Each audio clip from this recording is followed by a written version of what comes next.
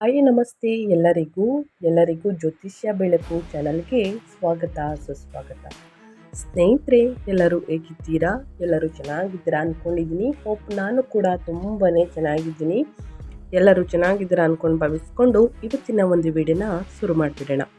ಇವತ್ತಿನ ಒಂದು ವಿಡಿಯೋದಲ್ಲಿ ಸಿಂಹ ರಾಶಿಯವರಿಗೆ ಸ್ನೇಹಿತರೆ 2026ನೇ ವರ್ಷದ ದ್ವಿತೀಯಾರ್ಧದಿಂದ ಏನೆಲ್ಲ ಬದಲಾವಣೆಯನ್ನು ಜೂನ್ ತಿಂಗಳಲ್ಲಿ ನೋಡಲಿದ್ದೀರಿ, ಯಾವುದರ ಬಗ್ಗೆ ಸಿಂಹರಾಶಿಯವರು ಎಚ್ಚರಿಕೆ ವಹಿಸಬೇಕು, ನಿಮ್ಮ ವ್ಯಾಪಾರದಲ್ಲಿ, ವ್ಯವಹಾರದಲ್ಲಿ, ಹಣಕಾಸಿನಲ್ಲಿ, ವೃತ್ತಿ ಜೀವನದಲ್ಲಿ, ಉದ್ಯೋಗದಲ್ಲಿ, ನಿಮ್ಮ ಆರೋಗ್ಯದಲ್ಲಿ ಏನೆಲ್ಲ ಬದಲಾವಣೆಗಳು ಕಂಡು ಬರಲಿದೆ, ಯಾವುದರ ಬಗ್ಗೆ ಮುನ್ನೆಚ್ಚರಿಕೆಗಳನ್ನು ಸಿಂಹರಾಶಿಯವರು ತೆಗೆದುಕೊಳ್ಬೇಕು ಅನ್ನೋದನ್ನ ಕಂಪ್ಲೀಟ್ ಆಗಿ ಇದೇ ವಿಡಿಯೋದಲ್ಲಿ ತಿಳಿಸ್ಕೊಡ್ತಾ ಹೋಗ್ತೀನಿ. ಇದನ್ನೆಲ್ಲ ತಿಳ್ಕೋಬೇಕು ಅಂದರೆ ಸಿಂಹರಾಶಿಯವರು ಎಲ್ಲೂ ಕೂಡ ವಿಡಿಯೋನ ಕಟ್ ಮಾಡಿ ನೋಡ್ಕೊಂಡು ಹೋಗಬಾರ್ದು. ಯಾಕಂದರೆ ಇದರಿಂದ ಫುಲ್ ಇನ್ಫಾರ್ಮೇಷನ್ ಅರ್ಥ ಆಗಲ್ಲ. ಸೊ ಹಾಗಾಗಿ ಮೊದಲಿಂದ ಕೊನೆ ತನಕ ಸಂಪೂರ್ಣವಾಗಿ ವಿಡಿಯೋವನ್ನು ವಾಚ್ ಮಾಡಿ ಒಳ್ಳೆ ಮಾಹಿತಿ ಸಿಕ್ಕಿದ್ದಲ್ಲಿ, ಈ ವಿಡಿಯೋ ಯೂಸ್ಫುಲ್ ಅನಿಸಿದ್ದಲ್ಲಿ ದಯವಿಟ್ಟು ವಿಡಿಯೋಗೆ ಲೈಕ್ ಮಾಡೋದನ್ನ ಮರೆತಿದ್ರೆ ಲೈಕ್ ಮಾಡಿ. ಇನ್ನು ನನ್ನ ಚಾನಲ್ನ ಸಬ್ಸ್ಕ್ರೈಬ್ ಆಗಿಲ್ಲ ಅಂದರೆ ಜ್ಯೋತಿಷ್ಯ ಬೆಳಕು ಚಾನಲ್ಗೆ ಸಬ್ಸ್ಕ್ರೈಬ್ ಆಗಿ ಇದೇ ರೀತಿ ನಿಮ್ಮ ರಾಶಿ ಭವಿಷ್ಯವನ್ನು ತಿಳಿಸ್ಕೊಡ್ತಾ ಹೋಗ್ತೀನಿ. ಓಕೆ, ತಡ ಮಾಡೋದು ಬೇಡ, ವಿಡಿಯೋದ ಕಡೆ ಗಮನ ಕೊಟ್ಬಿಡೋಣ.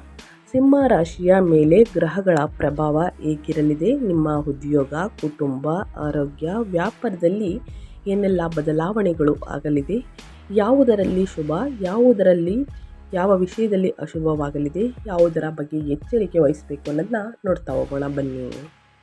ಮೊದಲನೇದಾಗಿ ಸ್ನೇಹಿತರೆ, ನಿಮ್ಮ ಹಣಕಾಸಿನ ಸ್ಥಿತಿ, ಶಿಕ್ಷಣ, ವೃತ್ತಿ ಜೀವನ ಈ ಮೂರೂ ಬಗ್ಗೆ ನೋಡೋದಾದರೆ ಏನೆಲ್ಲ ಬದಲಾವಣೆಗಳು ಕಂಡು ಬರಲಿದೆ ಅನ್ನೋದನ್ನ ನೋಡ್ತಾ ಹೋಗೋಣ. ಸ್ನೇಹಿತರೆ, ವೃತ್ತಿ ಜೀವನ ಹಾಗೂ ಕೆಲಸಕ್ಕೆ ಸಂಬಂಧಿಸಿದಂತೆ ಸಿಂಹ ರಾಶಿಗೆ ಸೇರಿದ ಜನರಿಗೆ ಉನ್ನತ ಪದವಿ ದೊರಕುವಂತಹ ಸಂಭವ ಹೆಚ್ಚಾಗಿರುವುದು. ಈ ಅವಧಿಯಲ್ಲಿ ಸಿಂಹ ರಾಶಿಗೆ ಸೇರಿದ ಜನರ ಸಂಬಳವು ವೃದ್ಧಿಯಾಗುವಂತಹ ಸಾಧ್ಯತೆಗಳು ಕೂಡ ವೃದ್ಧಿಯಾಗಬಹುದು. ಹಾಗೆ ಈ ಸಂದರ್ಭದಲ್ಲಿ ನಿಮ್ಮ ಹಿರಿಯ ಅಧಿಕಾರಿಗಳ ಸಂಪೂರ್ಣ ಬೆಂಬಲವೂ ಕೂಡ ದೊರಕಬಹುದು. ಸಿಂಹ ರಾಶಿಗೆ ಸೇರಿದ ಜನರು ಈ ವರ್ಷ ವೃತ್ತಿ ಜೀವನಕ್ಕೆ ಸಂಬಂಧಿಸಿದಂತೆ ಯಶಸ್ಸನ್ನು ಗಳಿಸಬಹುದು. ಹಾಗೆ ಕೆಲಸ ಹಾಗೂ ಸಮಾಜದಲ್ಲಿ ಗೌರವ, ಖ್ಯಾತಿಗೆ ಪಾತ್ರರಾಗುವಿರಿ. ನಿಮ್ಮ ಸಾಮರ್ಥ್ಯವು ಇನ್ನಷ್ಟು ಬಲಶಾಲಿಯಾಗುವುದರೊಂದಿಗೆ ನಿಮ್ಮ ಕಠಿಣ ಪರಿಶ್ರಮಕ್ಕೆ ಪೂರ್ಣ ಫಲ ದೊರಕಲಿದೆ ಸ್ನೇಹಿತರೆ ಸಿಂಹರಾಶಿಯವರಿಗೆ. ಅದೇ ರೀತಿ ನಿಮ್ಮ ಆದಾಯ ಮತ್ತು ಖರ್ಚನ್ನು ಉತ್ತಮವಾಗಿ ನಿಭಾಯಿಸುವಂತಹ ಸಾಮರ್ಥ್ಯವನ್ನು ಸಿಂಹರಾಶಿಗೆ ಸೇರಿದ ಜನರು ಹೊಂದಲಿದ್ದಾರೆ. ಹಾಗೆ ಈ ಅವಧಿಯಲ್ಲಿ ನಿಮ್ಮ ಖರ್ಚುಗಳು ಕೂಡ ಸ್ನೇಹಿತರೆ ಉತ್ತಮ ಉದ್ದೇಶಕ್ಕಾಗಿ ಆಗಿರುವುದರಿಂದ ನೀವು ಸಂತೋಷವನ್ನು ಹೊಂದುವ ಸಂಭವ ಹೆಚ್ಚಾಗಿರಲಿದೆ. ಸಿಂಹ ರಾಶಿಗೆ ಸೇರಿದ ಜನರು ಈ ವರ್ಷ ಸಂಪತ್ತು ಮತ್ತು ಷೇರು ಮಾರುಕಟ್ಟೆಗೆ ಸಂಬಂಧಿಸಿದಂತೆ ಹೂಡಿಕೆಯನ್ನು ಮಾಡಲು ಉತ್ತಮ ಸಮಯವನ್ನು ಹೊಂದುವ ಸಾಧ್ಯತೆ ಇರುವುದು. ಹಾಗೆ ನಿಮ್ಮ ಹಳೆಯ ಸಾಲಗಳಿಂದ ಈ ಸಂದರ್ಭದಲ್ಲಿ ಮುಕ್ತಿಯನ್ನು ಪಡೆಯಬಹುದು. ಈ ವರ್ಷ ನಿಮ್ಮ ಆದಾಯವನ್ನು ಹೆಚ್ಚಿಸಲು ಉತ್ತಮ ಮಾರ್ಗಗಳನ್ನು ಪಡೆಯುವುದರೊಂದಿಗೆ ಉಳಿತಾಯವನ್ನು ಮಾಡುವಲ್ಲಿ ನೀವು ಯಶಸ್ಸನ್ನು ಗಳಿಸುವಿರಿ. ಹಾಗೆ ಈ ವರ್ಷ ನಿಮಗೆ ಸಂಪತ್ತು ಮತ್ತು ವಾಹನವನ್ನು ಖರೀದಿಸುವ ಯೋಗವೂ ಕೂಡ ಲಭಿಸಬಹುದು. ಆದರೆ ಈ ಅವಧಿಯಲ್ಲಿ ಹೂಡಿಕೆಯನ್ನು ಮಾಡುವ ಸಂದರ್ಭದಲ್ಲಿ ಎಚ್ಚರಿಕೆಯಿಂದ ಇರುವುದು ಉತ್ತಮವಾಗಿರುತ್ತದೆ ಸಿಂಹರಾಶಿಯವರು ಸ್ನೇಹಿತರೆ. ಈ ವರ್ಷ ಸಿಂಹರಾಶಿಗೆ ಸೇರಿದ ವಿದ್ಯಾರ್ಥಿಗಳ ಫಲಿತಾಂಶವನ್ನು ನೋಡೋದಾದರೆ ವಿದ್ಯಾರ್ಥಿಗಳು ಯಾವುದರ ಬಗ್ಗೆ ಎಚ್ಚರಿಕೆ ವಹಿಸಬೇಕು, ಏನೆಲ್ಲ ಅದೃಷ್ಟದ ಫಲಗಳನ್ನು ಗಳಿಸಲಿದ್ದೀರಿ ಅಂದರೆ, ಈ ವರ್ಷ ಸಿಂಹರಾಶಿಗೆ ಸೇರಿದ ವಿದ್ಯಾರ್ಥಿಗಳ ಮನಸ್ಸು ಓದಿನಲ್ಲಿ ಹೆಚ್ಚಾಗಿರುವುದು ಮತ್ತು ನಿಮ್ಮ ಬೌದ್ಧಿಕ ಸಾಮರ್ಥ್ಯದಲ್ಲಿ ಸುಧಾರಣೆಯನ್ನು ಹೊಂದುವಿರಿ. ಸ್ಪರ್ಧಾತ್ಮಕ ಪರೀಕ್ಷೆಗೆ ತಯಾರಿಯನ್ನು ನಡೆಸುತ್ತಿರುವಂತಹ ಸಿಂಹರಾಶಿಗೆ ಸೇರಿದ ವಿದ್ಯಾರ್ಥಿಗಳು ಈ ಅವಧಿಯಲ್ಲಿ ಉತ್ತಮ ಸಂದರ್ಶನ ನೀಡಲು ಸಾಧ್ಯವಾಗಲಿದೆ. ಇನ್ನು ನಿಮ್ಮ ಹೆಲ್ತ್ ಬಗ್ಗೆ ಹೇಳೋದಾದರೆ, ನಿಮ್ಮ ಆರೋಗ್ಯ ಮತ್ತು ಆಧ್ಯಾತ್ಮಿಕತೆ ಹೇಳೋದಾದರೆ ಸಿಂಹರಾಶಿಯವರು ಏನೆಲ್ಲ ಬದಲಾವಣೆಗಳನ್ನು ಗ್ರಹಗಳು ಸೂಚಿಸಲಿದೆ, ಯಾವುದರ ಬಗ್ಗೆ ಎಚ್ಚರಿಕೆ ವಹಿಸಬೇಕು ಅನ್ನೋದನ್ನ ನೋಡ್ತಾ ಹೋಗೋಣ. ಸಿಂಹ ರಾಶಿಗೆ ಸೇರಿದ ಜನರಿಗೆ ಆರೋಗ್ಯದ ದೃಷ್ಟಿಯಿಂದ ಈ ವರ್ಷವು ಉತ್ತಮವಾಗಿರಲಿದೆ. ಜೂನ್ ತಿಂಗಳ ನಂತರ ನಿಮ್ಮ ಆಹಾರದ ಬಗ್ಗೆ ಹೆಚ್ಚಿನ ಕಾಳಜಿಯನ್ನು ವಹಿಸಬೇಕಾಗುತ್ತದೆ, ಅವಶ್ಯಕತೆ ಅಂತಲೇ ಹೇಳಬಹುದು. ಯಾಕಂದರೆ ನಿಮ್ಮ ಊಟದಲ್ಲಿ ಸ್ನೇಹಿತರೆ ನಿಮ್ಮ ಊಟದಲ್ಲಿ ಲಿಮಿಟ್ ಇರಬೇಕು. ಅತಿಯಾದರೂ ಕೂಡ ಸಾಕಷ್ಟು ಸಮಸ್ಯೆಗಳು ಎದುರಾಗಬಹುದು. ಸೊ ಹಾಗಾಗಿ ಕಾಳಜಿಯನ್ನು ವಹಿಸಬೇಕಾದಂತಹ ಅವಶ್ಯಕತೆ ಎದುರಾಗಬಹುದು ಜೂನ್ ನಂತರ. ನೀವು ಹೊಟ್ಟೆಗೆ ಸಂಬಂಧಿಸಿದಂತಹ ಸಮಸ್ಯೆಗಳನ್ನು ದೂರವಿರಿಸಲು ಬಹಳ ಎಚ್ಚರಿಕೆಯನ್ನು ವಹಿಸುವುದು ಉತ್ತಮ. ಈ ಅವಧಿಯಲ್ಲಿ ಆಧ್ಯಾತ್ಮಿಕ ಯಾತ್ರೆಗೆ ತೆರಳುವುದರಿಂದ ಸಿಂಹ ರಾಶಿಗೆ ಸೇರಿದ ಜನರು ಮಾನಸಿಕ ಶಾಂತಿಯನ್ನು ಪಡೆಯುವಂತಹ ಸಂಭವ ಹೆಚ್ಚಾಗಿರುವುದು. ಈ ವರ್ಷ ಸಿಂಹ ರಾಶಿಗೆ ಸೇರಿದ ಜನರ ಆತ್ಮವಿಶ್ವಾಸ ಸಾಕಷ್ಟು ವೃದ್ಧಿಯಾಗುವುದು. ಇದರಿಂದಾಗಿ ನೀವು ಕಠಿಣ ಪರಿಸ್ಥಿತಿಯನ್ನು ಬಹಳ ಧೈರ್ಯದಿಂದ ಎದುರಿಸಲು ಸಾಧ್ಯವಾಗಲಿದೆ ಸ್ನೇಹಿತರೆ. ಶನಿಯ ಪ್ರಭಾವದಿಂದ ಈ ಅವಧಿಯಲ್ಲಿ ನೀವು ನಿಮ್ಮ ಮಾತಿನ ಮೇಲೆ ಹೆಚ್ಚಿನ ಗಮನ ನೀಡುವುದು ಅವಶ್ಯಕ ಮತ್ತು ಕೋಪ, ಅಹಂಕಾರ ಇತ್ಯಾದಿಗಳನ್ನು ದೂರವಿರಿಸುವುದು ಉತ್ತಮ.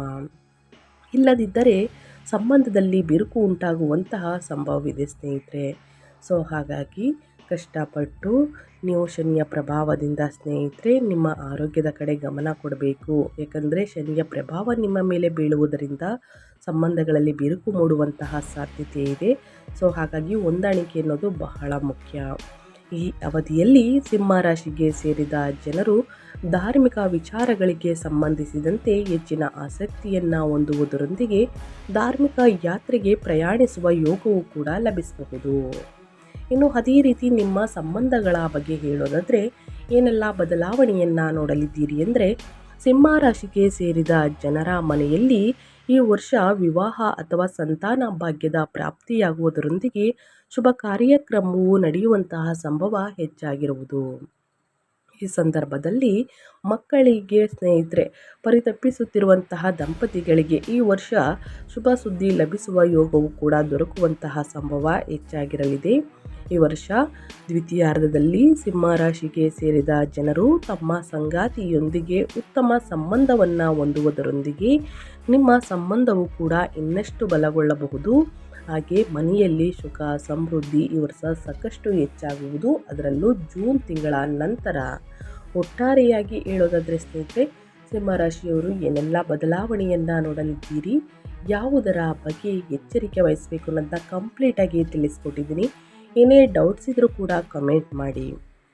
ಇವಾಗ ಸಿಂಹರಾಶಿಯವರಿಗೆ ಪ್ರಮುಖ ಸಲಹೆಗಳನ್ನು ತಿಳಿಸ್ಕೊಡ್ತೀನಿ. ಆ ವಿಚಾರದ ಬಗ್ಗೆ ಬಹಳಷ್ಟು ಎಚ್ಚರಿಕೆ ವಹಿಸಿ. ಮೊದಲನೇದಾಗಿ ನಿಯಮಿತವಾಗಿ ವ್ಯಾಯಾಮ ಮತ್ತು ಸಮತೋಲಿತ ಆಹಾರದ ಮೂಲಕ ಆರೋಗ್ಯಕ್ಕೆ ಹೆಚ್ಚಿನ ಆದ್ಯತೆ ನೀಡಿ. ತಪ್ಪು ತಿಳುವಳಿಕೆಗಳನ್ನು ದೂರ ಮಾಡಲು ಸಂಬಂಧಗಳಲ್ಲಿ ಮುಕ್ತ ಸಂವಹನವನ್ನು ಹೊಂದುವುದು ಬಹಳ ಮುಖ್ಯ. ಇನ್ನು ಅದೇ ರೀತಿ ಪರಿಹಾರದ ರೂಪದಲ್ಲಿ ಪರಿಹಾರವನ್ನು ಮಾಡಿ ಆದಷ್ಟು ಕಷ್ಟಗಳು ಸಮಸ್ಯೆಗಳು ನಿವಾರಣೆಯಾಗಲಿದೆ. ಸೂರ್ಯ ದೇವನನ್ನು ಈ ಸಂದರ್ಭದಲ್ಲಿ ಪೂಜಿಸಿ, ಸೂರ್ಯೋದಯಕ್ಕೆ ಮುಂಚಿತವಾಗಿ ಎದ್ದು ಆದಿತ್ಯ ಹೃದಯ ಸ್ತೋತ್ರವನ್ನು ಪಠಿಸಿ ಸ್ನೇಹಿತರೆ. ಅಗತ್ಯವಿರುವ ವಿದ್ಯಾರ್ಥಿಗಳಿಗೆ ಸಹಾಯವನ್ನು ಮಾಡಿ ಅವರಿಗಾಗಿ ಪುಸ್ತಕಗಳು ಅಥವಾ ಇತರ ಅಧ್ಯಯನ ಸಂಬಂಧಿತ ವಸ್ತುಗಳನ್ನು ಖರೀದಿಸಿ. ಅಂದರೆ ಬುಕ್ಕು, ಬ್ಯಾಗು, ಪೆನ್ನು, ಪೆನ್ಸಿಲು, ಇರೇಸರು ಈ ರೀತಿ ಸ್ನೇಹಿತರೆ ವಿದ್ಯಾರ್ಥಿಗಳಿಗೆ ಬೇಕಾಗಿರುವಂತಹ ವಸ್ತುಗಳನ್ನು ದಾನ ನೀಡುವುದರಿಂದ ವಿದ್ಯಾರ್ಥಿಗಳಿಗೆ ವಿದ್ಯಾಭಿವೃದ್ಧಿ ಆಗಲಿದೆ ಸ್ನೇಹಿತರೆ. ಸೊ ಹಾಗಾಗಿ ಈ ಸಣ್ಣ ಪುಟ್ಟ ಪರಿಹಾರವನ್ನು ಮಾಡಿ. ಇನ್ನು ರೋಗಗಳನ್ನು ದೂರ ಮಾಡಲು ಮತ್ತು ಉತ್ತಮ ಆರೋಗ್ಯಕ್ಕಾಗಿ ಮೃತ್ಯುಂಜಯ ಮಂತ್ರವನ್ನು ಪಠಿಸಿ.